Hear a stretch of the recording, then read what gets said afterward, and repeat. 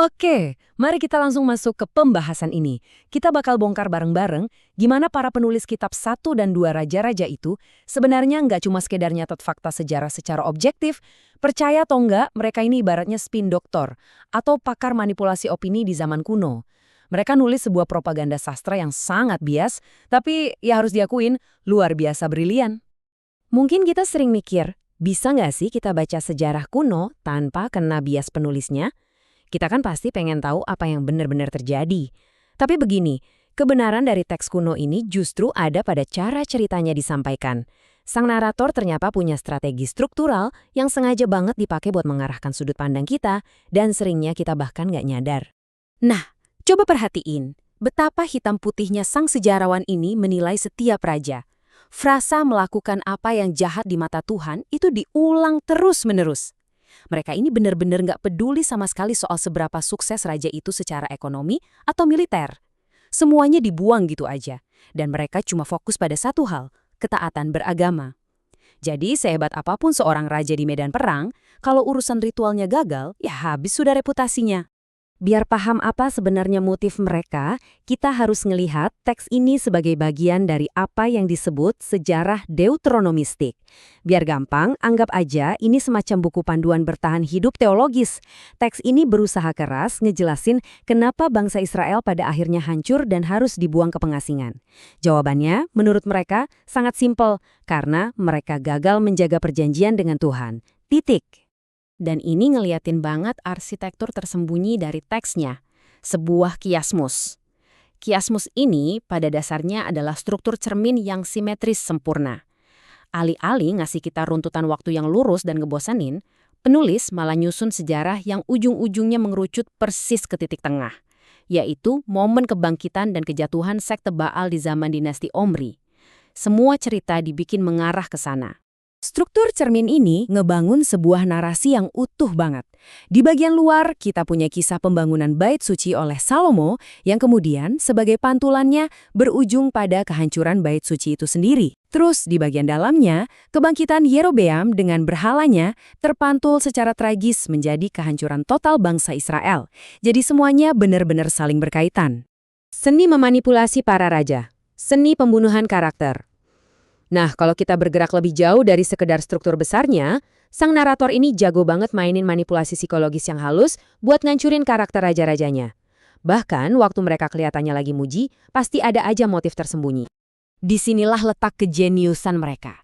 Kalau kita bandingin penilaian belak-belakan dari sang narator dengan penggambaran tersirat yang mereka selipkan, ironinya kelihatan jelas, mereka pakai cara-cara yang nggak langsung dan penuh sindiran buat ngejatuhin martabat para penguasa ini. Mari kita bedah satu-satu biar lebih kebayang. Contoh pertama, Raja Rehabeam. Secara belak-belakan, teks ini ngutuk dia sebagai penyembah berhala. Tapi perhatiin deh gimana reputasinya dihancurkan secara diam-diam. Dia digambarin sebagai pemimpin yang payah banget, nggak mau dengerin para tetua, malah dengerin anak-anak muda yang minim pengalaman. Terus yang paling bikin malu, dia sampai harus ganti perisai emas legendaris peninggalan ayahnya, Salomo, jadi perisai perunggu yang jauh lebih inferior. Benar-benar sebuah penurunan kasta yang memalukan. Terus, ada juga Raja Ahab. Dia ini dapat gelar raja yang paling jahat. Tapi lucunya, secara implisit, teks ini malah nampilin dia sebagai sosok yang lemah dan gampang tunduk. Dia ini sering banget puasa, nangis bertobat, dan anehnya, dia cuma bisa diem aja waktu istrinya Isabel ngerencanain pembunuhan sadis terhadap Nabot, cuma gara-gara Nabot nggak mau ngejual kebun anggur warisannya. Kritik halus narator paling kelihatan di detail yang satu ini. Waktu Nabot nolak jual tanahnya, dia itu pakai alasan hukum Taurat yang sakral banget. Dia bilang, itu warisan leluhurku. Tapi, waktu Ahab ngadu ke Isabel, dia dengan sengaja salah ngutip omongan Nabot. Jadi cuma, aku tidak akan memberikan kebun anggurku. Ahab melintir pembelaan hukum suci jadi kesannya kayak hinaan personal yang remeh. Murni buat manas-manasin Isabel supaya bertindak. Wah, manipulatif banget kan. Kemudian kita punya Yehu. Di permukaan, Tuhan kayaknya muji dia karena udah ngeberantas kultus Baal. Tapi, narator ngelukisin kelakuannya beda banget. Yehu ini digambarin hobi bawa kereta perangnya ugal-ugalan. Dan tiap kali ada yang nanya, apakah ada damai? Dia dengan dinginnya cuma jawab, apa urusanmu dengan damai? Dia nolak semua tawaran perdamaian cuma supaya bisa ngelakuin pertumpahan darah yang mengerikan. Kontrasnya bakal kerasa banget kalau kita bandingin dia sama Nabi Elia. Elia nyingkirin nabi-nabi Baal itu murni karena pengen bangsa Israel bertobat secara spiritual. Tapi Yehu? Enggak. Yehu cuma manfaatin perintah kenabian sebagai kedok politik yang pas buat ngebantai musuh-musuh politiknya dan ngamanin tahtanya sendiri. Narator benar-benar bikin kita ragu sama motif Yehu yang dingin dan penuh perhitungan itu. 3 pilar takdir. Nah, semua manuver pembentukan opini tadi itu sebenarnya ditujukan buat satu motif besar yang dibangun di atas 3 pilar teologis. Pilar-pilar inilah yang ngejelasin takdir tragis yang menimpa bangsa tersebut. Pilar pertama, perjanjian dengan Daud. Awalnya perjanjian ini digambarkan sebagai janji perlindungan abadi tanpa syarat apapun. Tapi, coba perhatiin gimana narator dengan licinnya menggeser makna itu. Dia ngubah janji abadi itu jadi sebuah kontrak bersyarat yang super ketat.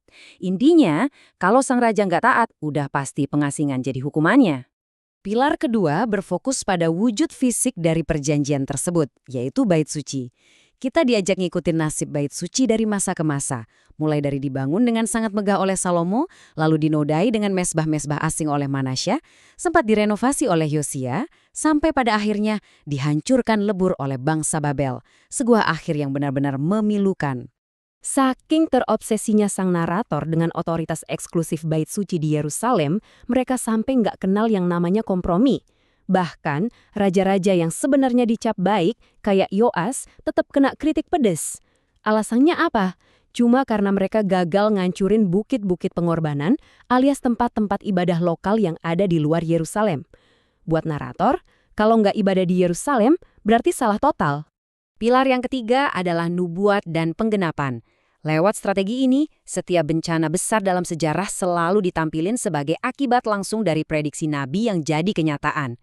Sang narator pengen ngebuktiin satu hal penting, bahwa Tuhanlah dan bukan kekuatan militer bangsa asing yang benar-benar megang kendali mutlak atas alur sejarah mereka.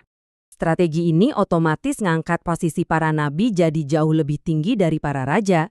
Apalagi narator sengaja banget ngelukisin Nabi Elia sebagai sosok Musa yang baru. Kelihatan banget kesejajarannya. Sama-sama pergi 40 hari di padang gurun, bikin mujizat ngasih makan orang, sampai ke akhir hidup yang misterius. Elia naik ke surga pakai angin puyuh, tanpa ada kuburan sama sekali. Persis banget mengingatkan kita pada kisah Musa. Puncaknya ada di momen saat Elia nerima wahyu di Gunung Sinai. Kejadian ini benar-benar mendefinisikan ulang makna kehadiran Tuhan. Mereka ngegeser konsep Tuhan dari yang tadinya identik dengan petir, guntur, dan api ala dewa badai Kanaan, Baal, menjadi sesuatu yang sama sekali beda. Suara guntur yang menggelegar itu diubah menjadi bisikan kecil yang nyaris gak kedengaran. Ini tuh sebuah revolusi teologis yang luar biasa. Jadi, di akhir pembahasan kita kali ini, ada satu pertanyaan menarik buat direnungin bareng. Kalau sejarawan zaman kuno aja udah sejago ini ngerangkai fakta buat mendorong agenda politik dan teologis mereka, kira-kira seberapa rentan ya kita terhadap strategi manipulasi cerita yang persis sama di media-media modern yang kita konsumsi tiap hari? Ingat, sejarah itu seringkali bukan cuma soal apa yang beneran terjadi, tapi soal siapa yang cerita dan gimana cara dia mengemasnya. Jangan pernah berhenti berpikir kritis ya.